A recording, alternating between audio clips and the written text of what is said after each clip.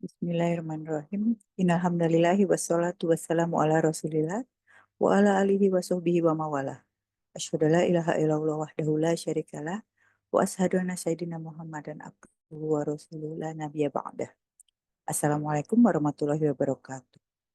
Puji dan rasa syukur tiada henti kita panjatkan kehadirat Allah Subhanahu wa taala dan sholawat serta salam kita tujukan kepada junjungan tertinggi kita Nabi Muhammad Shallallahu Alaihi Wasallam beserta sahabat dan juga keluarga beliau, di mana di hari yang penuh berkah ini kita dapat kembali berkumpul secara online untuk mengikuti kajian Al-Kalam bersama Bapak Kiai Haji Dr. Ali Nurdin MA untuk mentadaburi surat Ali Imran ayat 37 sampai 38, yaitu rezeki dari arah yang tidak disangka-sangka. Saya Rima Wirasakti mengundang rekan-rekan sekalian apabila ada pertanyaan yang hendak diajukan kepada Pak Ali, silakan dituliskan melalui chat dan sesi tanya jawab akan kami adakan di akhir kajian ini sekitar 15 menit. Baik, kami persilakan Pak Ali untuk memulai kajian. Waktu dan tempat kami persilakan. Assalamualaikum warahmatullahi wabarakatuh. Alhamdulillah, assalatu wassalamu ala rasulillah wa ala alihi wa sahbihi wa mawalah. La hawla wa la quwata illa billah. Allahumma faqihna fid din wa 'allimna at-ta'wil amma ba'd. Bapak Ibu sekalian, alhamdulillah, agar lebih berkah kita buka dengan membaca basmalah. Bismillahirrahmanirrahim. Kita akan melanjutkan alhamdulillah di surah Ali Imran. Sekarang sudah ayat yang ke-37, masih kelanjutan kisah keluarga Ali Imran, keluarga Imran ya. A'udzubillahi minasyaitonirrajim. Fataqabbalaha rabbuha biqabulin hasani wa anbataha nabatan hasana wa kaffalaha Zakaria. Kullama dakhala 'alaiha Zakaria al-mihrab wajada 'indaha rizqa. Qala ya Maryamu anna laki hadza? Qalat huwa min 'indillah. Innallaha yarzuqu man yasha'u bighairi hisab. Syaitonirrajim. Maka dia Allah menerimanya dengan penerimaan yang baik, membesarkannya dengan pertumbuhan yang baik, dan menyerahkan pemeliharaannya kepada Zakaria. Setiap kali Zakaria masuk menemuinya di mihrab atau kamar khusus ibadah, dia dapati makanan di sisinya. Dia berkata, "Wahai Maryam, dari mana ini engkau peroleh?" Dia Maryam menjawab, "Itu dari Allah. Sesungguhnya Allah memberi rezeki kepada siapa yang Dia kehendaki tanpa perhitungan." Iya. Baik. Mari kita mulai Bapak Ibu. Ayat ini masih kelanjutan dengan ayat sebelumnya ya, di mana Allah Subhanahu wa taala menyampaikan bahwa Hannah, istri dari Imran, telah bernazar dalam nazarnya bahwa putra atau putri atau anak yang dikandungnya itu kelak akan dipersembahkan agar berkhidmah kepada Allah melalui khidmah di dalam masjid rumah ibadah Allah Subhanahu wa taala, yaitu di Masjidil Aqsa. Nah, setelah lahir ternyata perempuan, nazar itu tetap ditunaikan. Nah, disinilah kemudian Allah menyampaikan tanggapannya ataupun menginformasikan kepada istri Imran, fataqabbalaha, maka Allah Subhanahu wa taala menerimanya dengan penerimaan yang baik, yaitu apa? Menerima nazar itu. Maka meskipun perempuan tidak masalah. Nah, di sini juga sekali lagi membuktikan ya betapa dalam pandangan Al-Qur'an khususnya dan pandangan Islam umumnya itu tidak ada yang disebut sebagai diskriminasi karena gender, bahwa laki lebih unggul dari perempuan, sama sekali tidak, atau sebaliknya ya. Karena apa? Kedua jenis kelamin gender ini adalah ketetapan Allah untuk saling melengkapi, sehingga keduanya baik laki maupun perempuan memiliki kesempatan yang sama untuk meraih kemuliaan dalam hidup ini, baik dunia maupun akhirat. Mari kita lihat firman Allah di surah nomor 16 ayat yang ke-97. Allah Subhanahu wa taala berfirman, A'udzubillahi minasyaitonir rajim. Man 'amila shalihan min dzakarin aw untha wa huwa mu'min falanuhyiyannahu hayatan thayyibah. Barang siapa mengerjakan kebajikan, baik laki-laki maupun perempuan dalam keadaan beriman, maka pasti akan kami berikan kepadanya kehidupan yang baik, dan akan kami beri balasan dengan pahala yang lebih baik dari apa yang telah mereka Nah, kerjakan. ini disebut dengan istilah laki dan perempuan secara spesifik untuk kemudian menegaskan bahwa antara lelaki dan perempuan memiliki kesempatan yang sama untuk meraih kemuliaan, kehidupan yang baik, ya, asal mereka memenuhi persyaratan yang telah ditetapkan, yaitu apa? Beriman dan beramal saleh. Baik. Nah, penerimaan yang baik dari Allah Subhanahu wa taala di dalam konteks nazarnya Bunda Maryam ini, yaitu ahli Imran atau keluarga Imran, di antara karena apa? Karena ketulusannya, karena kesungguhannya. Karena kemudian beliau bernazar untuk mengharap ridha Allah itu secara tulus, maka diterima oleh Allah Subhanahu wa taala. Ini sekaligus juga menjadi dalil bahwa Allah Subhanahu wa taala hanya akan menerima amal niat baik seseorang yang tulus, yang ikhlas. Semata-mata karena untuk mengharap ridha Allah Subhanahu wa taala. Maka kita sebagai umat Nabi Muhammad sallallahu alaihi wasallam sedapat dan semampu-mampu kita menjadikan aktivitas hidup kita ini hendaknya untuk mengharap ridha Allah Subhanahu wa taala. Dan untuk maksud tersebutlah Allah kemudian melalui nabinya, yaitu Nabi kita Muhammad Sallallahu Alaihi Wasallam, mengajarkan sebuah apa? Komitmen ikrar setiap hari.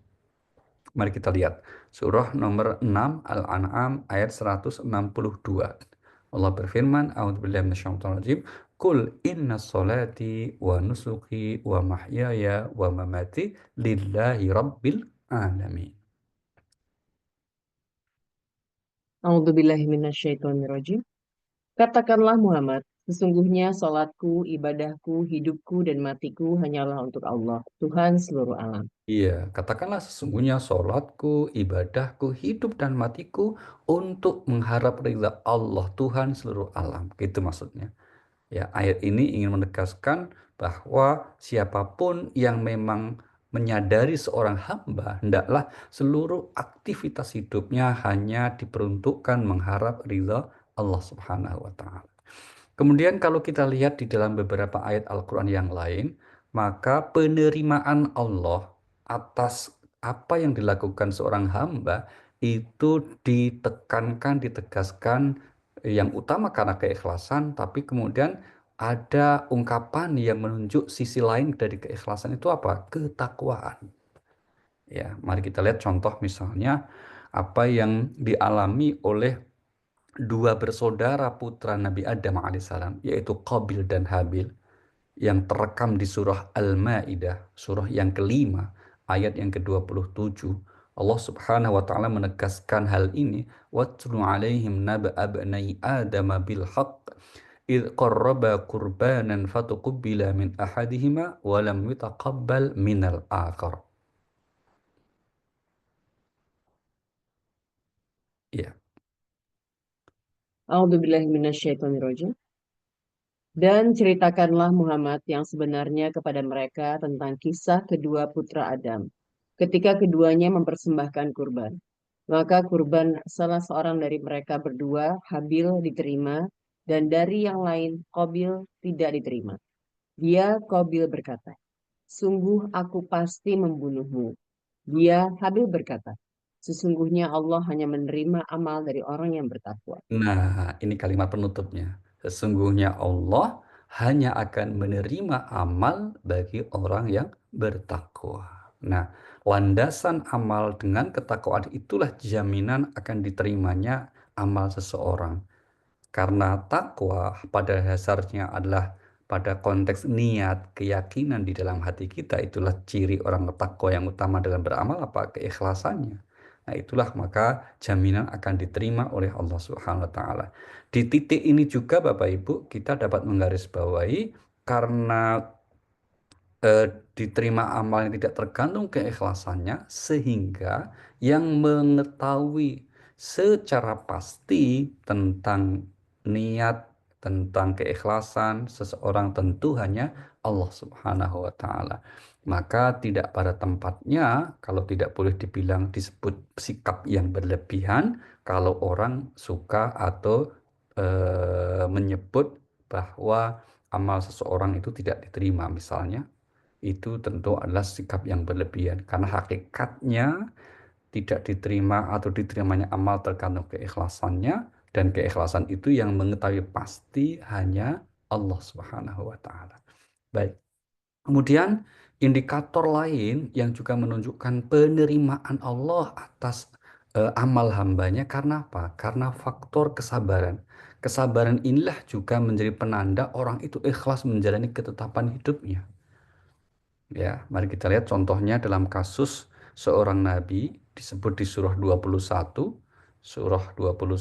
ayat 83, 84, yaitu Nabi Ayyub alaihissalam. Allah berfirman, wa ayyuba idnada rabbahu anni massani yazur wa anta arhamur rahimin. A'udzubillahi minasyaitonirrajim. Dan ingatlah kisah Ayub ketika dia berdoa kepada Tuhannya. Ya Tuhanku, sungguh aku telah ditimpa penyakit. Padahal Engkau Tuhan yang Maha Penyayang dari semua yang penyayang. Lanjut 84-nya. Baik, Pak. Maka kami kabulkan doanya. Lalu kami lenyapkan penyakit yang ada padanya, dan kami kembalikan keluarganya kepadanya, dan kami lipat gandakan jumlah mereka sebagai suatu rahmat dari kami, dan untuk menjadi peringatan bagi semua yang menyembah kami. Iya, kita dari informasi Al-Quran, ayat ini dan ayat yang lain, ditambahkan dengan informasi riwayat-riwayat dalam tafsir, mengetahui Nabi yang dimaksud Nabi Ayub alaihissalam. Ya, dan beliau diuji oleh Allah dengan sakit yang panjang dan lama. Namun demikian, Nabi Ayub sangat sabar. Nabi Ayub sangat istiqomah dalam berdoa memohon kepada Allah Subhanahu wa taala. Tidak terbesit sedikit pun dalam hati Nabi Ayub prasangka buruk kepada Allah. Misalnya dengan protes mengatakan kenapa tertimpa ini, kenapa aku harus mengalami. Seperti kebiasaan generasi Gen Z ya, yang sering nulis status ngeluh begitu. Beliau tidak sama sekali.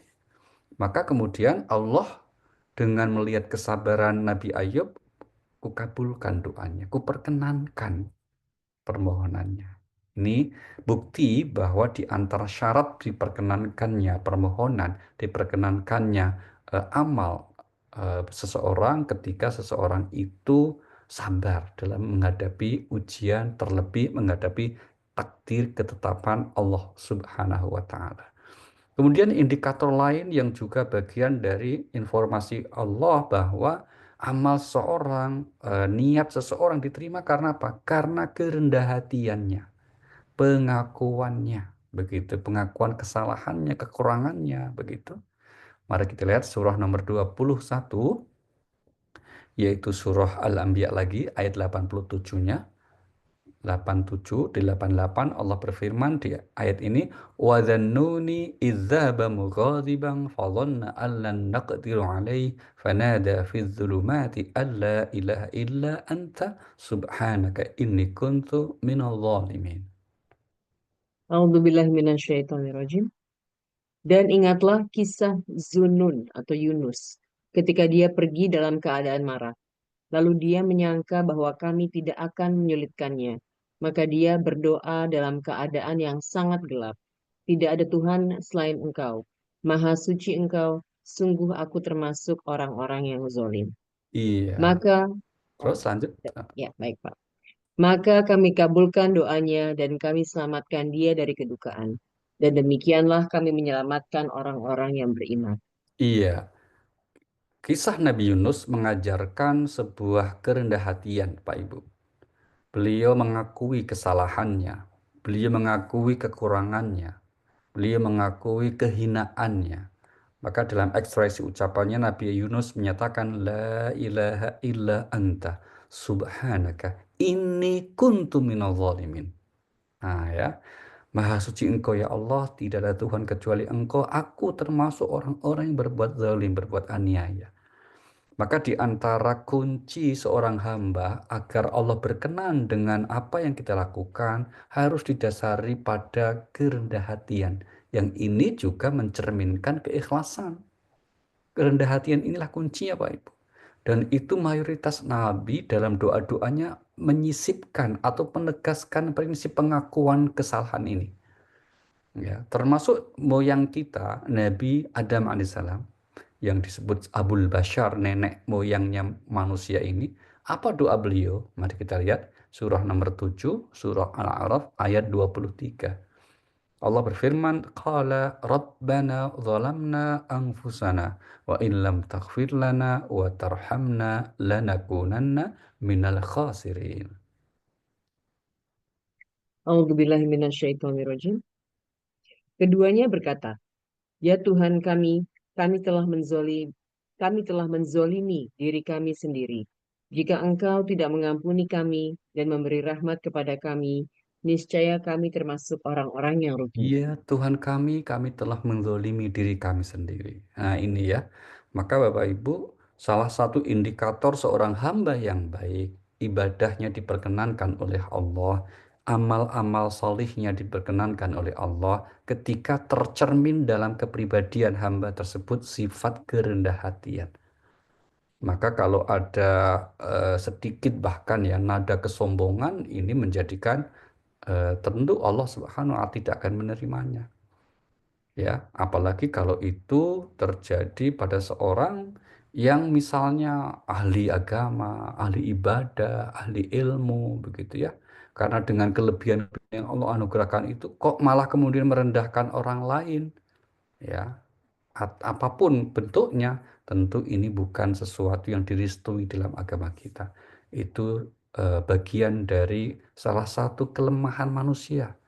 Karena manusia itu oleh Al-Quran digambarkan kelemahannya adalah ketika melihat dirinya hebat, melihat cukup gitu ya, maka dia akan bersikap melampaui batas. Mari kita lihat surah nomor 96, surah Al-Alaq ayat yang ke-6 dan ke-7. Allah berfirman di ayat ini, A'udzubillahi minasyaitonirrajim, Kalla innal insana la yatgha ar-ra'ahus taghna. A'udzubillahi minasyaitonirrajim. Sekali-kali tidak. Sungguh manusia itu benar-benar melampaui batas apabila melihat dirinya serba cukup. Nah, apa dia melihat dirinya sudah serba hebat begitu, maka dia akan ada kecenderungan untuk melampaui batas. Tuh. Baik, mari kita lanjut, Pak. Tanda lain penerimaan Allah dari ibadah atau amal seorang hamba karena apa? Tercermin dalam keikhlasannya dalam hal maka dia bisa istiqomah. Ya, orang yang istiqomah ini menandakan yang dia ingin cari hanya ridha Allah. Dan itu menjadi tanda dia diterima oleh Allah amalnya. Sebaliknya, orang yang niatnya hanya karena misalnya pujian seseorang, maka akan sangat tidak istiqomah. Sehingga cerminan orang yang ikhlas, yang diterima oleh Allah itu mereka siapa? Tidak kecil hati kalau dia tidak dipuji, tidak berbangga diri kalau dia dipuji. Karena yang dia fokuskan hanya mengharap ridha Allah Subhanahu wa Ta'ala. Kalau toh mendapat pujian, pujian itu dikembalikannya kepada Allah. Bukan kemudian merasa dirinya itu berhak mendapat pujian itu. Itulah kenapa kita mengucapkan Alhamdulillah, segala puji bagi Allah. Yang layak mendapat pujian hanyalah Allah. Kita ini hanyalah hamba yang dijadikan oleh Allah sebagai sarana untuk mengekspresikan atau mewujudkan rahmat nikmatnya Allah Subhanahu wa Ta'ala. Mari kita lihat surah 57 ayat 23. Ini cerminan orang yang menghayati prinsip keikhlasan ini ya. Surah 57 ayat 23. Likaila ta'saw ala ma fatakum wa la tafrahu bima atakum. Wallahu la yuhibbu kulla mukhtalin fakhur. A'udzubillahi minasyaitonirrajim. Agar kamu tidak bersedih hati terhadap apa yang luput dari kamu dan tidak pula terlalu bergembira terhadap apa yang diberikannya kepadamu. Dan Allah tidak menyukai setiap orang yang sombong dan membanggakan Nah, diri. ini orang yang mengklaim bahwa dia sukses karena usahanya, itu yang kemudian dikategorikan sombong karena menganggap itu semata ilmunya, usahanya, dan seterusnya. Nah, hendaknya setiap hamba yang memahami prinsip ini mengembalikan hakikatnya. Kalau kita bisa mampu melakukan satu kebaikan, itu pun atas pertolongan Allah Subhanahu wa Ta'ala. La haula wa la quwata illa billah. Maka tanda lain dari sikap yang menunjukkan amal seseorang diterima Allah apa? Istiqamah, konsisten. Ya, istiqomah itu bukan nama ormas ya. Ikatan suami takut kalau istri di rumah, bukan itu, tapi konsisten istiqomah. Kita lihat surah nomor 46, surah Al-Ahqaf ayat yang ke-13. Allah berfirman, A'udzubillahi minasyaitonirrajim, innal ladzina qalu rabbunallah tsumma istaqamu fala khaufun 'alaihim wala hum yahzanun. A'udzubillahiminasyaitonirrajim. Sesungguhnya orang-orang yang berkata, Tuhan kami adalah Allah. Kemudian mereka tetap istiqomah. Tidak ada rasa khawatir pada mereka dan mereka tidak pula bersedih hati. Iya, sesungguhnya orang-orang yang menyatakan Allah sebagai Robnya, kemudian dia istiqomah, maka tidak akan ada kekhawatiran dan kesedihan. Baik, mari kita lanjut Bapak Ibu. Nah, kembali ke ayat utama kita di Ali Imran ayat 37. Setelah Allah menyatakan menerimanya dengan penerimaan yang baik, Allah juga kemudian menegaskan membesarkannya, yaitu membesarkan bayi Maryam atau putra Pak Imran ini dengan pertumbuhan yang baik.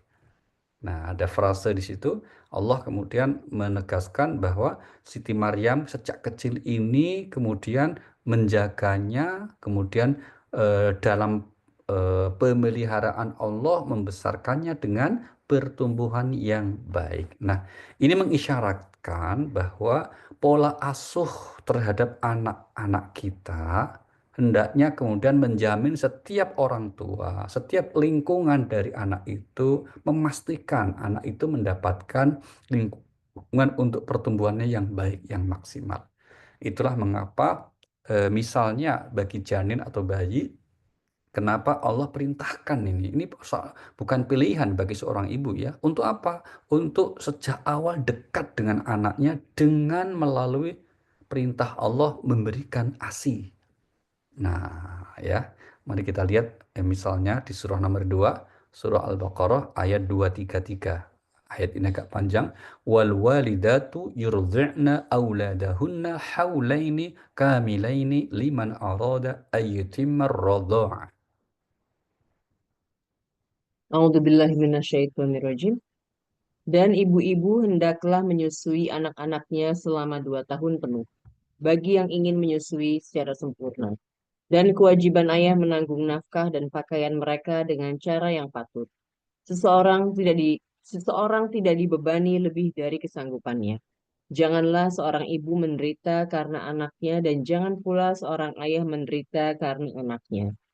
Ahli waris pun berkewajiban seperti itu pula.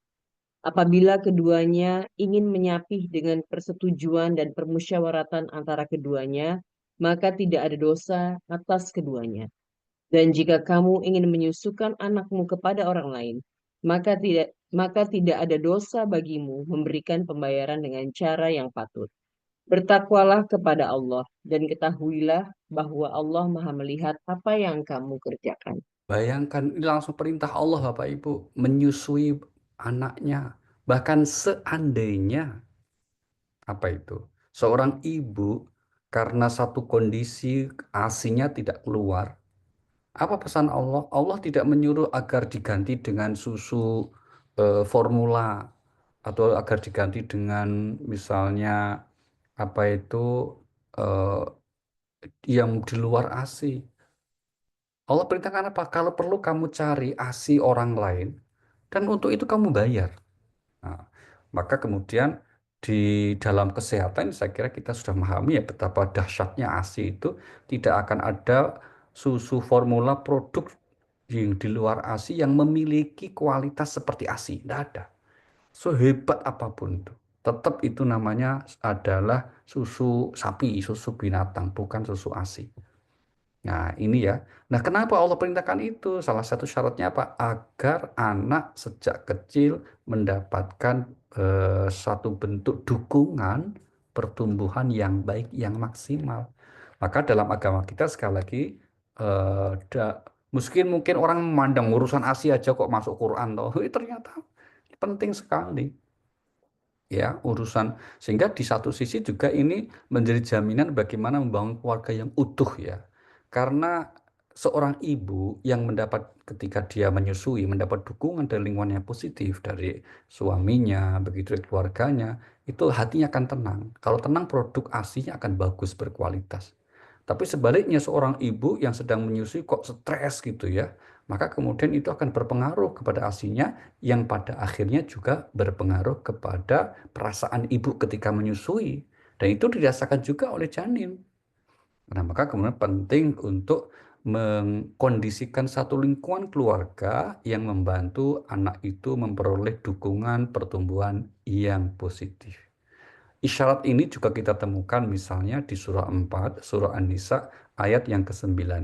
Allah berfirman, "A'udzubillahi minasyaitonirrajim, wal yakhshal ladzina law taraku min khalfihim dzurriyyatan dhi'afan khafu 'alaihim falyattaqullah wal yaqulu qawlan sadida." A'udzubillahi minasyaitonirrajim. Dan hendaklah takut kepada Allah orang-orang yang sekiranya mereka meninggalkan keturunan yang lemah di belakang mereka, yang mereka khawatir terhadap kesejahteraannya. Oleh sebab itu, hendaklah mereka bertakwa kepada Allah, dan hendaklah mereka berbicara dengan tutur kata yang benar. Nah, ini yang menjadi dasar prinsip kepengasuhan dalam Al-Quran, Bapak Ibu, sebagai orang tua maupun sebagai guru ya, bagi anak-anak kita, khususnya di usia anak-anak, yaitu sebuah prinsip bahwa anak itu harus kita posisikan ya dia sebagai anak. Anak itu bukan orang dewasa yang bertubuh kecil, bukan. Dia tetap usia anak-anak.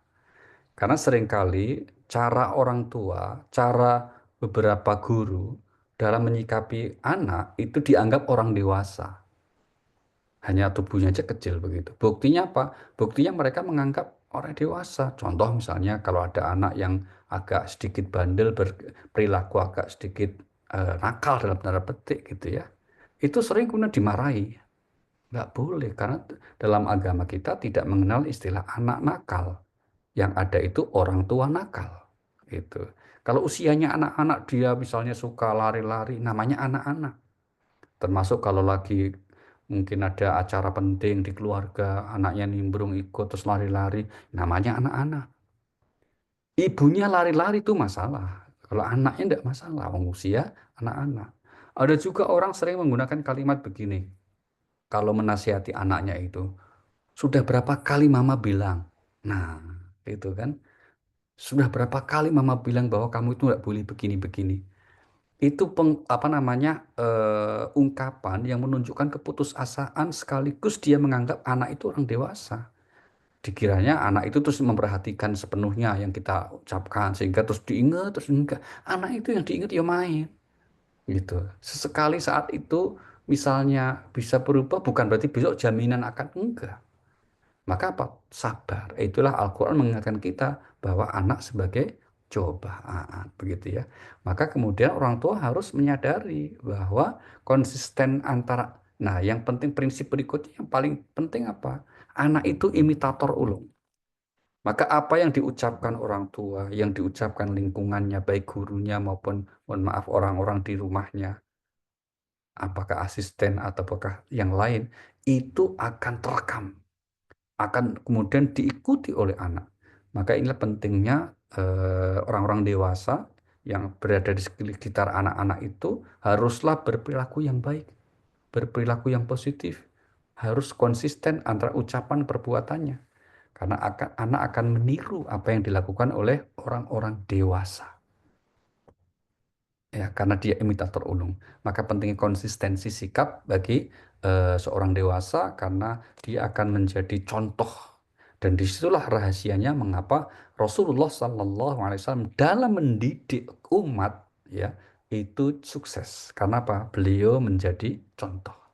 Kita lihat pujian Allah ini di surah nomor 33, surah Al-Ahzab, surah 33 ayat 21. Allah berfirman, "Laqad kana lakum fi Rasulillahi uswatun hasanah." A'udzubillahi minasyaitonirrajim. Sungguh telah ada pada diri Rasulullah itu suri teladan yang baik bagimu, yaitu bagi orang yang mengharap rahmat Allah dan kedatangan hari kiamat dan yang banyak mengingat Allah. Iya, ini ya salah satu prinsip kepengasuhan yaitu apa? Menjadi teladan. Baik, kemudian yang frase yang ketiga di ayat ini Bapak Ibu untuk membuktikan bahwa Maryam mendapatkan pengasuhan yang baik, pemeliharaan yang baik, itu apa? Pemeliharaannya di tangan Nabi Zakaria. Beliau bukan hanya seorang nabi, tapi juga masih ada hubungan kerabat dengan Ali Imran, dengan keluarga Imran. Maka kemudian lengkap sudah.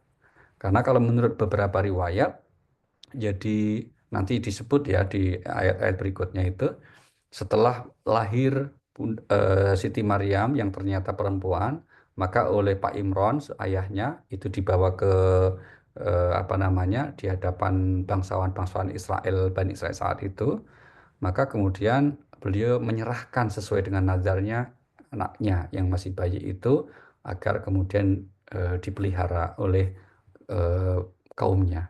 Maka rebutan saat itu. Karena apa? Dia tahu ini adalah putri dari pimpinan mereka. Putri dari orang yang sangat mereka hormati di antara mereka. Maka terus kemudian dia adakanlah undian. Ya, undiannya itu dengan melempar pena ke sungai. Ya, kalau pena itu kemudian tenggelam, hanyut gitu, maka berarti dia gagal. Tapi kalau pena itu kemudian muncul dan bertahan di atas, maka dia itulah yang menang. Nah, setelah dilakukan itu, maka Nabi Zakaria yang lemparan Nabi Zakaria lah yang kemudian selalu muncul ke atas. Dan dari situlah kemudian diputuskan. Nah, ini sekaligus pelajaran ya bahwa undian itu tidak selamanya haram gitu. Yang haram itu kalau mengandung unsur satu apa kezoliman, saling terzolimi. Dan undian yang kemudian ini untuk memilih di antara sekian hal supaya tidak terjadi kezoliman justru, atau supaya tidak terjadi ketidakadilan, nah itu yang dibolehkan. Maka Rasulullah dulu juga melakukan itu terhadap istri-istri beliau. Ya kira-kira siapa yang berhak menemani beliau dalam dalam perjalanan safar, termasuk safar jihad fisabilillah, maka diundi. Yang menang itulah yang kemudian mengikuti. Dan itu menjadikan yang lain rela, ridho. Karena itu berarti kira-kira ya dalam tanda petik keberuntungan atau nasib ataupun yang ditentukan oleh Allah Subhanahu wa taala. Nah, dengan di bawah kepengasuhan seorang Zakaria yang juga seorang nabi, ini menandakan bahwa bi'ah, lingkungan ya atau yang dalam psikologi pendidikan disebut dengan environment, ya lingkungan di mana anak itu tinggal, hidup, itu sangat menentukan. Dan karena landasan itu jugalah ayat Al-Quran memerintahkan kita, siapapun yang ingin menjalani hidup dalam keadaan baik, salah satu kuncinya apa? Jadilah atau bersamailah orang-orang yang baik. Nah, mari kita lihat pesan Allah ini di surah nomor 9 At-Taubah ayat 119. Allah berfirman, A'udzubillahi minasyaitonirrajim, Ya ayyuhalladzina amanu taqullaha wa kunu ma'as shadiqin. A'udzubillahi minasyaitonirrajim. Wahai orang-orang yang beriman, bertakwalah kepada Allah dan bersamalah kamu dengan orang-orang yang benar. Iya, wahai orang-orang yang beriman, bertakwalah kepada Allah, hendaklah kamu bersama orang-orang yang benar. Benar keyakinannya, benar ucapannya, benar perilakunya. Jadi satu antara keyakinan, ucapan, dan perbuatannya.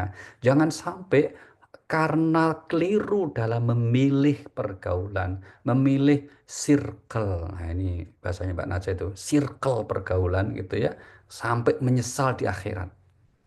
Nah, mari kita lihat penyesalan orang yang salah memilih circle pergaulannya. Surah nomor 25 ayat 28. Allah berfirman, Ya wailata laitani lam attakhid fulanan khalila. A'udzubillahi minasyaitonirrajim. Wahai celaka aku, Sekiranya dulu aku tidak menjadikan si fulan ini teman akrabku. Nah, wahai celaka aku, sekiranya aku tidak menjadikan si fulan ini sebagai teman akrabku. Tapi itu penyesalan yang sudah terlambat, tidak ada gunanya. Karena tidak akan ada kesempatan kedua kembali ke dunia ini.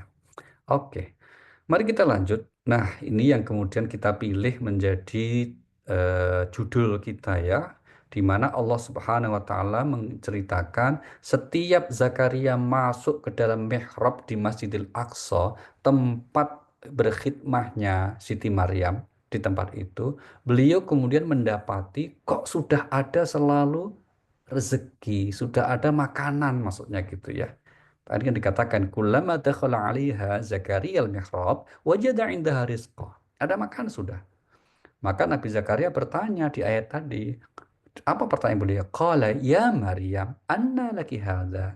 Wahai Maryam, ini dari mana? Kok ada makanan sebanyak ini? Itu dari mana? Kan kamu tidak GoFood toh? Misalnya kira-kira gitu. Tidak catering toh? Itu dapat kiriman makan tuh dari mana? Nah, maka jawaban Maryam apa? Qalat huwa min indillah. Ini semua makanan ini adalah dari sisi Allah Subhanahu wa taala. Nah, ungkapan ayat ini menandakan kita tidak tahu dan Allah di ayat ini tidak menjelaskan bagaimana prosesnya gitu. Apakah semacam tiba-tiba ada atau ada malaikat yang menyerupai manusia mengirim? Wallahu alam. Dan itu tidak penting karena itu bukan maksud dari ayat ini untuk kemudian merinci tentang hal itu. Tapi maksud ayat ini agar manusia itu meyakini bahwa yang memberi rizki ada dasarnya Allah. Pemberi rizki yang sebenarnya hakikatnya adalah Allah Subhanahu wa taala. Kita ini terlalu lama ya didoktrin bahwa rezeki itu seakan karena usaha kita. Tidak, rezeki itu adalah ditetapkan Allah dan atas aturan dari Allah Subhanahu wa taala. Mari kita lihat surah nomor 65 ayat 34. Ayat 3 dan 4 maksudnya ya. Surah 65 ayat 3 saja. 3 aja cukup, Mbak. Di ayat ini Allah katakan wa yarzuquhu min haitsu la yahtasib wa may yatawakkal 'ala Allah fa huwa hasbuh. Innallaha balighu amri. Qad ja'alallahu likulli syai'in qadra. A'udzubillahi minasyaitonirrajim. Dan dia memberinya rezeki dari arah yang tidak disangka-sangkanya. Dan barang siapa bertawakal kepada Allah, niscaya Allah akan mencukupkan keperluannya. Sesungguhnya Allah melaksanakan urusannya. Sungguh Allah telah mengadakan ketentuan bagi setiap sesuatu. Iya, ini ada frase-frase yang saya kira sangat luar biasa ya Bapak Ibu. Yaitu apa? Bagi orang yang bertakwa, wa yarzuquhu min haitsu la yahtasib. Allah akan memberi rizki dari arah yang tidak disangka-sangka. Yang kemudian yang kedua, orang bertakwa ini indikator utamanya adalah berserah diri kepada Allah, bertawakal. Tawakal itu artinya usaha yang maksimal, yang kemudian hatinya berserah diri atas hasil akhirnya. Itu namanya tawakal. Sehingga tidak ada tawakal tanpa usaha. Ya, kalau ada orang yang usaha tapi tidak mau berserah diri, itu juga bukan tawakal. Tawakal adalah orang yang menyempurnakan usahanya, tapi hatinya berserah diri akan hasil akhirnya. Dan orang yang seperti itulah dijanjikan fahuwa hasbuh. Dia akan diberi kecukupan oleh Allah Subhanahu wa taala. Wa may yatawakkal 'ala Allah fahuwa hasbuh. Yang bertawakal, dia Allah akan mencukupkan. Mencukupkan apa? Kebutuhannya. Nah, orang tawakal itu tidak akan terlalu banyak keinginan. Ini yang kemudian membedakan Pak Ibu. Kenapa orang itu hidupnya sering diliputi kecemasan, kekhawatiran menyangkut rezeki? Karena banyaknya keinginan yang tidak terpenuhi. Jadi antara keinginan dan kemampuan untuk memenuhinya itu jauh gitu ya. Sehingga yang ada apa? Yang ada kemudian menjadi beban dalam hidupnya. Padahal kalau dia bertawakal dengan mensedikitkan kebutuhan-kebutuhan hidupnya dan terlebih itu berdasarkan prinsip-prinsip yang pokok saja, cukup oleh Allah. Itu. Yang ketiga apa? Innal balighu amri. Sungguh Allah akan konsisten dengan aturan-aturannya itu. Termasuk aturan dalam hal membagi rezeki hambanya. Mari kita lihat surah nomor 51 Az-Zariyat ayat 22. Allah berfirman, wa fis samai rizqukum wa ma tu'adun. A'udzubillahi minasyaitonirrajim. Sungguh kamu dahulu lalai tentang peristiwa ini. Maka kami singkapkan tutup yang menutupi matamu sehingga penglihatanmu pada hari ini sangat tajam. Itu surah 50, Mbak. Ini Oh, 51. salah. Maaf, Hmm, Pak, maaf, Pak. Mohon maaf. atau 5122 ya, Pak ya. iya, tadi 50 tuh. Tapi bagus itu, Pak. Barusan saya diingetin. Iya.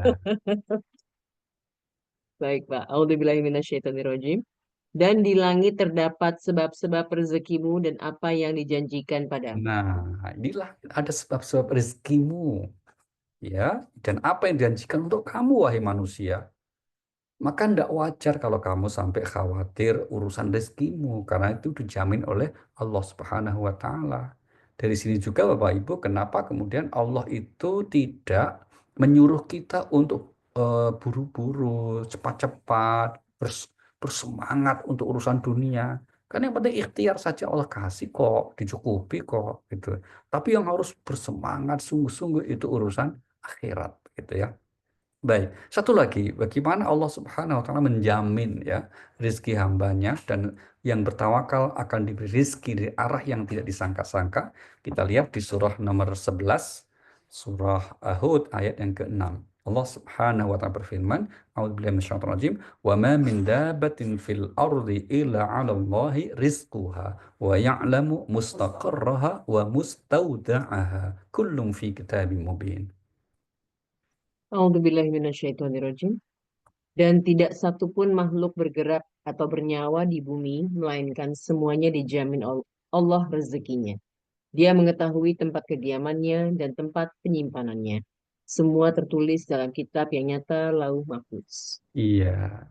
Nah, di antara aturan dalam hal pembagian rezeki ini, Bapak Ibu, itu kemudian ditutup dalam rangkaian ayat 37 ini, yaitu apa? Innallaha yarzuqu may yasha'u bighairi hisab. Sungguh Allah memberi rezeki kepada siapa yang Dia kehendaki tanpa perhitungan. Yang dimaksud tanpa perhitungan itu termasuk tanpa memperhitungkan keyakinan keimanan seseorang. Maka tidak usah kaget, tidak usah heran kalau seringkali kenapa ada orang yang tidak beriman, ya, tapi rezekinya malah melimpah. Sebaliknya yang beriman rezekinya malah biasa saja. Ada orang yang jauh dari Tuhan, ya, mungkin tidak ibadah atau mungkin bahkan ingkar gitu ya, berkeyakinan yang salah, tapi kok rezekinya melimpah. Hidupnya kayaknya diberi kesenangan-kesenangan gitu. Tapi yang istiqomah kok malah kemudian rezekinya terbatas. Nah, bagaimana hal ini? Kita kembali kepada prinsip urusan rezeki Allah memberi itu tanpa memperhatikan keimanan seseorang. Tapi ingat bahwa rezeki kalau materi itu bukan menjadi ukuran keridhaan Allah. Ya, saya ulangi, kalau berupa materi rezeki itu, maka itu bukan berarti seseorang itu diridhai hidupnya oleh Allah. Ya, yang diridhoi itu bukan seberapa banyak yang diterima seseorang dari dunia ini, tapi yang diridhoi oleh Allah tentu adalah yang mereka konsisten istiqomah dalam iman Islamnya. Begitu. Urusan hartanya, rezekinya diberi berapa, tidak menjadi perhatiannya. Karena sepanjang dia tetap konsisten dalam iman Islamnya, apapun pemberian Allah dia syukuri pada akhirnya, itu jauh lebih bernilai berharga di sisi Allah Subhanahu wa Ta'ala. Karena indikator orang yang diridhai itu apa? Selalu rela dengan ketetapan Allah. Selalu rela dengan pembagian rezeki dari Allah Subhanahu wa Ta'ala. Oke, kita lanjutkan satu ayat lagi, Bapak Ibu. Sekarang ayat yang ke-38, surah Ali Imran. Nah, Allah berfirman di sini, A'udzubillahi minasyaitonirrajim, "Hunalika da'a Zakaria rabbah. Qala rabbi habli min ladunka dzurriyyatan thayyibah. Innaka sami'ud du'a." Minasyaitonirrajim. Di sanalah Zakaria berdoa kepada Tuhannya. Dia berkata, "Ya Tuhanku, berilah aku keturunan yang baik dari sisimu. Sesungguhnya Engkau Maha mendengar doa." Iya, jadi melihat fenomena ponakannya yang sekaligus anak asuhnya itu ternyata berdoa di mihrab tadi ya, di tempat munajatnya itu dikabulkan oleh Allah sebegitu mudahnya gitu. Ini kan karomah ya, keramat lah gitu. Maka Nabi Zakaria semakin menguatkan doanya yang selama ini sudah beliau panjatkan di tempat itu. Maka dikatakan hunalika da'a, di sanalah Nabi Zakaria berdoa, di sanalah di tempat mihrab itu. Dari ayat ini juga para ulama kemudian membuat kaidah bahwa suka tidak suka, diakui tidak diakui, memang Allah Subhanahu wa taala memilih tempat-tempat yang mustajab untuk berdoa. Gitu. Ya, di antaranya ada tempat-tempat, maka kenapa ada tempat suci? Ya kalau dalam konteks ayat ini dapat di Masjidil Aqsa. Nah, kenapa kemudian di antara tempat yang juga mustajab untuk berdoa, yang lain itu adalah misalnya apa? Di Al-Haramain, ya, atau ketika sedang haji di Arafah, ini tempat yang mustajab untuk kita berdoa. Ada juga kemudian mustajab karena aspek waktunya, bukan karena tempatnya. Ya, dimanapun seseorang berdoa di waktu yang mustajab, maka juga Allah kabulkan. Misalnya apa? Di sepertiga malam terakhir, waktu di antara azan dan iqamat, waktu di saat sedang hujan lebat, dan lain-lain. Ini ada sekian banyak waktu yang oleh Rasulullah Sallallahu Alaihi Wasallam baik sekali untuk kita jadikan momentum kita berdoa kepada Allah Subhanahu Wa Taala. Nah, eh, Nabi Zakaria yang berdoa, doa apa toh? Doa di lanjutan ayat itu minta agar supaya diberi keturunan, kan gitu. Karena selama ini Nabi Zakaria diceritakan di ayat yang lain, beliau sudah lama berdoa, belum juga dikabulkan doanya. Ini pelajaran juga penting Bapak Ibu untuk kita tetap menjaga husnuzon kita kepada Allah atas doa-doa kita. Mari kita lihat surah nomor 19, surah Maryam, ya, namanya surah Maryam, ayat yang keempat sampai 9 Allah berfirman, Rabbi wahanal azmu minni wasta'ala ra'su syaiba wa lam akum bidu'aika rabbi syaqiyya. A'udzubillahi minasyaitonirrajim. Dia Zakaria berkata, "Ya Tuhanku, sungguh tulangku telah lemah dan kepalaku telah dipenuhi uban, dan aku belum pernah kecewa dalam berdoa kepadamu ya Tuhanku. Dan sungguh aku khawatir terhadap kerabatku sepeninggalku, padahal istriku seorang yang mandul, maka anugerahkanlah aku seorang anak dari sisimu. Iya, Yang, ya terus Pak, ya, terus ya Pak ya, baik. Yang akan mewarisi aku dan mewarisi dari keluarga Yakub. Dan jadikanlah dia, ya Tuhanku, seorang yang diridhoi. mm-mm. Allah berfirman, "Wahai Zakaria, kami memberi kabar gembira kepadamu dengan seorang anak laki-laki namanya Yahya, yang kami belum pernah memberikan nama seperti itu sebelumnya." Iya, lanjut. Dia Zakaria berkata, "Ya Tuhanku, bagaimana aku akan mempunyai anak, padahal istriku seorang yang mandul dan aku sendiri sesungguhnya sudah mencapai usia yang sangat tua." Allah berfirman, "Demikianlah, Tuhanmu berfirman, hal itu mudah bagiku. Sungguh engkau telah aku ciptakan sebelum itu. Padahal pada waktu itu engkau belum berwujud sama sekali." Iya, terima kasih Pak. Panjang nih ayatnya Sama-sama, 5 Pak. ya. Mari kita lihat. Pelajaran penting apa yang dapat kita petik dari kisah Nabi Zakaria yang sudah UL, usia lanjut ini beliau ya. Sampai mengatakan rambut putih tulang rapuh. Ini kan tanda proses usia lanjut penuaan gitu. Dan beliau belum ada tanda-tanda dikabulkan punya anak. Sudah begitu apalagi istri beliau juga seorang yang mandul.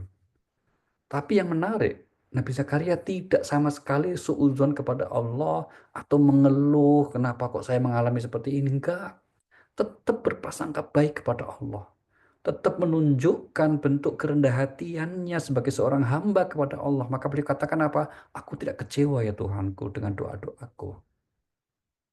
Itu ya. Sehingga kemudian pada akhirnya ketika dikabul, nah, sebelum itu menarik juga ketika Nabi Zakaria, kenapa kok minta anak? Jawabannya, yang mewarisi dan mewarisi keluargaku, keluarga Yakub, Israel, dan apa? Menjadi anak yang diridhoi. Nah, maka Bapak Ibu, bagi pasangan atau yang kita sudah diberikan amanah anak ya jangan lupa kita memohon kepada Allah agar diberi anak itu bukan sekedar supaya senang, lengkap hidup kita, nikmatnya, bukan. Atau apalagi supaya kita punya niat ya. Nah, kalau nggak punya anak nanti siapa yang jaga saya kalau saya tua? Siapa yang ngasih nafkah saya kalau saya pensiun? Hal-hal itu harus dihilangkan, tidak boleh kita seperti itu. Karena apa? Hakikatnya yang membagi rezeki kepada kita dan juga kepada anak kita itu Allah gitu. Maka jangan kita berniat mendidik anak, membesarkan anak untuk nantinya sebagai investasi supaya di dunia ya, supaya nanti ketika kita tua dikasih rezeki anak kita. Enggak, bukan itu. Tapi apa? Supaya anak kita itu melanjutkan khidmah kita kepada agama. Mewarisi perjuangan ataupun penghambaan kita, ibadah kita kepada Allah di dunia ini. Itu yang harusnya. Maka ini isyaratnya yang mewarisiku dan mewarisi aku itu mewarisi kenabian, yaitu mewarisi sifat-sifat kenabian. Bukan mewarisi kedudukannya, apalagi mewarisi jabatannya, bukan itu. Karena kenabian itu kan bukan jabatan yang diperebutkan, Bapak Ibu. Kalau presiden, gubernur itu election kan, pemilu diperebutkan. Tapi kalau kenabian itu kan pilihan dari Allah. Maka boleh kita memohon agar kita menjadi orang-orang yang mulia, dipilih oleh Allah menjadi orang mulia. Boleh. Tapi kalau jabatan duniawi ini, ya tidak perlu berlebihan kita mati-matian memperjuangkannya. Gitu. Kenapa? Karena itu ya Pak ujian juga buat seorang. Tapi kita memiliki anak, diberi amanah anak, kiranya anak kita itu dapat melanjutkan perjuangan kita dalam berkhidmah kepada agama. Ya, apapun posisi kita, apapun profesi kita. Karena semuanya punya hak yang sama untuk berkolaborasi, sinergi, berkhidmah kepada agama. Itu ya spirit dari doa Nabi Zakaria alaihissalam. Rahasia dikabulkannya, mari kita lihat surah 21, surah Al-Anbiya ayat 89-90 ya. Ini wa Zakaria idnada rabbahu. Begitu. Surah nomor 21 ayat 89-90. Silakan, Mbak. A'udzubillahiminasyaitonirrajim. Dan ingatlah akan kisah Zakaria ketika dia berdoa kepada Tuhannya. Ya Tuhanku, janganlah Engkau biarkan aku hidup seorang diri tanpa keturunan, dan Engkaulah ahli waris yang terbaik. Maka kami kabulkan doanya, dan kami anugerahkan kepadanya Yahya, dan kami jadikan istrinya dapat mengandung. Sungguh mereka selalu bersegera dalam mengerjakan kebaikan, dan mereka berdoa kepada kami dengan penuh harap dan cemas. Dan mereka orang-orang yang khusyuk kepada kami. Iya, satu yusari'una fil khairat. Sungguh mereka orang yang bersegera berbuat kebaikan. Yang kedua, mereka berdoa dengan kesungguhan hati. Dan yang ketiga, mereka adalah khusyuk kepada Tuhan. Khusyuk dalam hal ini maknanya adalah selalu menghadirkan kesadaran akan Allah, akan kekuasaan Allah, akan pertolongan Allah, akan pengawasan Allah dalam hidup kita, itu namanya khusyuk. Ya, jadi bukan kemudian tunduk khusyuk itu ekspresi istilahnya merem terus gitu, itu namanya ngantuk, bukan khusyuk ya. Nah, khusyuk itu dalam hati, sebuah kesadaran bahwa Allah selalu membersamai kita. Allah selalu menyertai kita dalam setiap aktivitas kita, dalam kehidupan kita. Bahkan dalam ketidaksadaran kita sedang tidur misalnya, ya Allah bersama kita. Jangan dipikir bahwa kemudian Allah itu hanya bersama kita ketika kita sedang melek gitu ya. Enggak, dalam sedang situasi apapun seseorang menyadari Allah selalu membersamainya. Nah, inilah saya kira Bapak Ibu pelajaran-pelajaran yang penting ya, yang menjadi dasar kita untuk mengapa kita harus meyakini kekuasaan Allah, bersungguh-sungguh bertawakal kepada Allah, bertakwa kepada Allah, maka Allah akan selalu membersamai, menolong kita, bahkan apa di antaranya memberi rizki dari arah yang tidak disangka-sangka. Oke, saya kira begitu. Saya kembalikan ke Mbak Rima untuk selanjutnya kita bisa sharing bersama. Terima kasih. Monggo, Mbak. Baik, terima kasih Pak Ali. Untuk teman-teman yang ingin bertanya, silahkan ditulis melalui chat dan insya Allah akan saya bacakan. Sudah ada pertanyaan nih Pak Ali dari Pak Ismail Akbar. Mohon izin bertanya, bingung antara rezeki dan karunia. Ada dua sifat Allah dari 99 miliknya, yaitu Al-Wahhab yang maha pemberi karunia dan Ar-Razzaq yang maha pemberi rizki. Umumnya setelah berwudu, kita berdoa karuniai saya taubat. Sedangkan dalam surat Al-Jumu'ah ayat 62 disebutkan setelah Jumatan agar carilah karunia Allah, bukan dikatakan carilah rizki Allah. Ada yang menafsirkan surat Ar-Ra'd ayat 26 bahwa rizki adalah karunia Allah yang harus diusahakan. Jadi di mana perbedaan antara karunia dan rizki? Kalau keduanya jelas-jelas dari Allah. Terima kasih Pak Ali. Baik. Iya, ini adalah terminologi yang digunakan oleh Al-Quranul Karim yang sebetulnya memang berkaitan erat ya Pak ya. Berkaitan erat antara istilah rizki dengan karunia ini. Ya, kita ambil contoh misalnya, rizki ini lebih berkaitan dengan hal-hal yang sifatnya duniawi, hal-hal yang sifatnya materi. Ya, maka nanti ada rizki yang sifatnya pasif dan rizki yang bersifat aktif. Yang aktif itu berupa harta, jabatan, itu rizki yang aktif. Rizki yang pasif misalnya berupa apa? Keterhindaran kita dari aneka macam masalah, ya, kesehatan itu juga rizki. Karena kalau sakit itu kan kita harus mengeluarkan sekian banyak untuk supaya sehat. Nah, itu rizki ya. Sedangkan karunia itu lebih luas cakupannya daripada rizki yang urusan dunia. Maka karunia itu bisa menyangkut masalah kehidupan rohani, nikmat rohani ya, spiritual, di luar kebutuhan kehidupan kita sehari-hari dengan yang materi. Kita ambil contoh misalnya kehadiran Nabi Muhammad SAW dengan membawa Al-Quran Karim itu disebut sebagai karunia ya dari Allah Subhanahu wa taala. Bahkan disebutnya sebagai karunia yang besar. Mari kita lihat contoh penggunaan ini misalnya di Al-Quran surah nomor 10 surah Yunus ayat 58 Allah berfirman A'udzubillahi minasyaitonirrajim Qul bi fadlillahi wa bi rahmatihi fabidzalika falyafrahu wa khairum mimma yajma'un. A'udzubillahi minasyaitonirrajim. Katakanlah Muhammad, dengan karunia Allah dan rahmatnya hendaklah dengan itu mereka bergembira.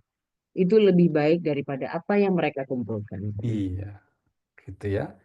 Katakanlah dengan karunia dan rahmat Allah, hendaklah kalian bergembira. Apa yang dimaksud karunia di sini? Kalau kita lihat konteks ayat sebelumnya, itu adalah diutusnya Nabi Muhammad Sallallahu Alaihi Wasallam yang membawa Al-Quranul Karim. Maka itu karunia yang besar, lebih baik dari apa yang kalian kumpulkan. Nah, menarik sekali tadi ketika Pak Ismail menyatakan di surah Al-Jumu'ah ayat 10, kenapa Allah perintahkan kita mencari karunia, bukan rezeki. Iya, karena eh, yang menjadi tujuan kita dalam ikhtiar hidup ini bukan sekedar rezeki yang material sifatnya, tapi termasuk hal-hal yang sifatnya rohani, spiritual, ini harus kita perjuangkan juga gitu ya, sehingga kemudian di situ karunia itu luas, tidak sekedar rezeki, tidak sekedar yang bersifat materi, tapi yang jelas keduanya ini Pak adalah bentuk kasih sayang Allah kepada hambanya, yaitu memberikan karunia sekaligus berupa rezeki begitu. Oke, terima kasih. Baik, berikutnya ada lagi Pak Ali. Zaman sekarang banyak orang yang takut menikah dan takut punya anak dengan alasan tidak mampu. Sementara untuk mereka yang sudah usia lanjut juga ada yang belum menemukan pasangan. Sementara mereka sudah berusaha maksimal. Dan kadang terbersih terasa lelah akan doa mereka. Apakah ini salah Pak Ali? Mohon tanggapannya. Iya, tentu tidak salah ya Bu ya, tentu tidak salah dalam hal memilih menjalani hidup itu, bahwa gini, yang kalau yang poin pertama tentu salah, yaitu ketika orang menikah nggak mau nikah karena khawatir rezeki, itu salah. Orang menikah nggak mau punya anak tapi mohon maaf malah melihara binatang ternak gitu ya. Itu kan banyak orang nggak mau anak tapi malah punya piaraan binatangnya banyak gitu, padahal memelihara binatang itu kan juga butuh biaya kan. Jadi ini agak kurang nyambung. Satu sisi mereka nggak siap melihara anak manusia, anak sendiri misalnya, tapi malah melihara binatang. Nah itu agak salah, miskonsepsi begitu ya. Yang jelas apapun alasannya mengkhawatirkan rizki, itu bukan menjadi alasan yang dibenarkan dalam agama, karena hakikatnya yang memberi rezeki adalah Allah Subhanahu wa taala. Nah, kemudian atas kasus sebagian saudara kita yang mungkin sudah sangat berikhtiar menginginkan untuk memperoleh pasangan, atau yang sudah berpasangan menikah tapi menginginkan punya anak kok belum juga dikaruniai. Nah, inilah sekali lagi bahwa hakikatnya pengaturan hidup ini yang menentukan adalah Allah Subhanahu wa taala.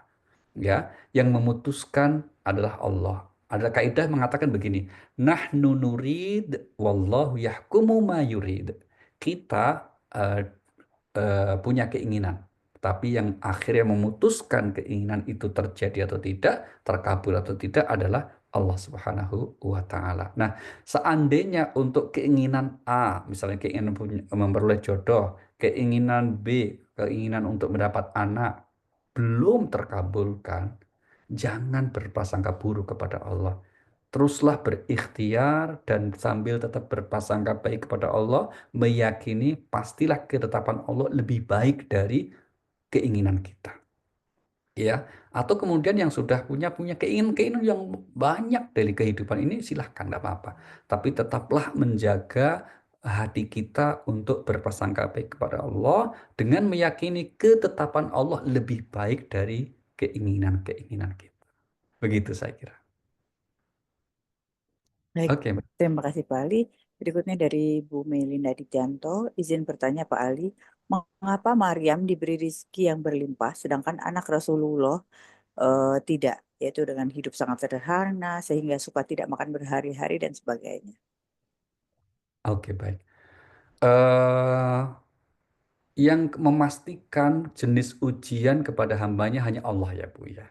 Nah, tentu kita kembalikan kepada Allah Subhanahu wa taala atas hal itu.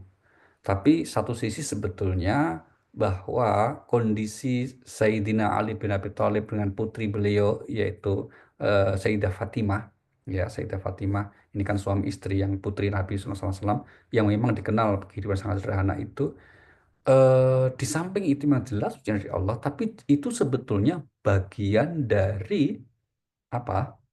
Bagian dari pilihan. Beliau memilih untuk seperti itu, bukan karena terpaksa memilih kondisi seperti itu, bukan. Itu. Karena apa? Kita menyadari ya, meyakini ya, bahwa misalnya Sayyidah Khadijah, ibu dari Fatimah, itu kan konglomerat di Mekah itu. Bahkan beliau itu seorang yang kemudian disebut apa? Dihormati sekali di Mekah itu. Bahkan sejak sebelum dinikahi oleh ayahanda Fatimah yaitu Rasulullah SAW. Jadi kalau kemudian memang mau ya, mau itu sebetulnya bisa aja itu kemudian mewarisi dari ibunya itu. Bayangkan Sayyidah Khadijah itu mewarisi harta itu dari bapaknya yang juga pengusaha besar di Mekah dan dari suami sebelumnya yang juga seorang pengusaha telah wafat gitu. Nah itu warisan semuanya mengalir kepada Sayyidah Khadijah. Sehingga beliau kemudian dikenal pengusaha yang sangat sukses, bukan saja karena dari warisannya, tapi melanjutkan itu. Tapi ternyata Sayyidah Khadijah ke putrinya itu tidak apa namanya melakukan terus kemudian wes kamu anak-anak ini tak kasih siap nih, tak kasih tabungan, tak enggak. Jadi beliau sederhana itu karena pilihan, ya bukan karena kondisional sudah nggak ada kesempatan, nggak punya, enggak gitu ya. Nah, tentu saja ini juga menjadi salah satu ibroh buat kita bahwa terkadang dalam hidup memang kita dihadapkan pada bentuk ujian yang bermacam-macam. Ada yang kemudian diuji dengan kelapangan rezeki, ada yang diuji dengan keterbatasan dan seterusnya. Tapi intinya sama-sama akan memiliki kesempatan untuk mulia di sisi Allah Subhanahu wa taala dengan apa? Dengan menjalani hidup ini sesuai dengan syariatnya. Begitu. Terima kasih. Baik Pak Ali, tadi adalah pertanyaan terakhir dan barangkali bisa ditutup dengan doa. Sama ada yang titip doa Pak Ali untuk Yap, Ibu Dina Lestari binti Mas Judih Nur yang sedang dirawat di rumah sakit, hamil tapi baik. dirawat di rumah sakit. Tolong Baik, doakan. terima kasih Mbak. Mari kita hadirkan niat baik kita, wabil khusus untuk saudara kita tadi, Ibu Dina ya. Semoga Allah Subhanahu wa taala segera memberikan kesembuhan dan juga yang lain mungkin diniatkan dalam hati kita ada keluarga yang sakit, semoga Allah segera angkat penyakitnya, yang punya kesulitan dalam kehidupan, semoga Allah beri kemudahan melalui wasilah majelis kita ini, dan juga yang punya hajat dikabulkan doanya, hajatnya. Al-Fatihah. A'udzubillahi minasyaitonirrajim. Bismillahirrahmanirrahim. Alhamdulillahirabbil alamin arrahmanir rahim maliki yaumiddin. Iyyaka na'budu wa iyyaka nasta'in ihdinas siratal mustaqim siratal ladzina an'amta 'alaihim ghairil maghdubi 'alaihim waladdallin. Amin. Terima kasih dan mohon maaf. Silakan Mbak untuk diakhiri, ditutup. Wassalamualaikum warahmatullahi wabarakatuh. Waalaikumsalam warahmatullahi wabarakatuh. Subhanakallahumma wa bihamdika asyhadu an la ilaha illa anta astaghfiruka wa atubu ilaik. Terima kasih banyak Pak Ali atas ilmu yang tentunya sangat bermanfaat untuk kami semua. Kajian yang akan datang insya Allah akan kami selenggarakan pada hari Rabu tanggal 18 Desember 2024 masih mentadaburi surat Ali Imran ayat berikutnya. Terima kasih banyak atas perhatian dan waktunya Bapak Ibu sekalian. Mohon maaf apabila ada kekurangan atau hal-hal yang kurang berkenan. Semoga kita semua senantiasa dalam rahmat, keberkahan serta ridho Allah Subhanahu wa taala. Saya Rima Wirasakti, Diana Mohdi, Rati Wita, dan Nadia Laras undur diri. Wassalamualaikum warahmatullahi wabarakatuh.